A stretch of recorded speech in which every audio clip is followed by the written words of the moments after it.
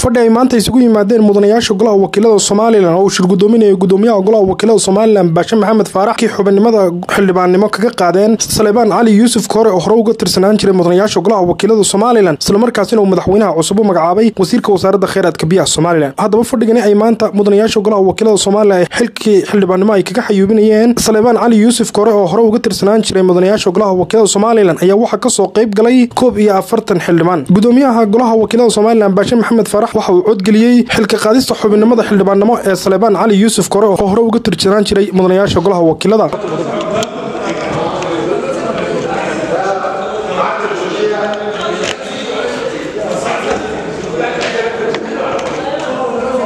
haddaba in xilka xubinimada xildhibaannimo laga qaado Salebaan Cali Yuusuf Koore ayaa waxa uu codeeyay 41 xildhibaan laba xildhibaanna way diideen hal xildhibaanna uu ka aamusay gudoomiyahana ma codeyn sidaas ayaa xubinimadii xildhibaannimo ee Salebaan Cali Yuusuf Koore oo hadda wasiirka wasaaradda kheyraadka biyaha ah looga qaaday xilkii xildhibaannimo Boqor Axmed Cabdi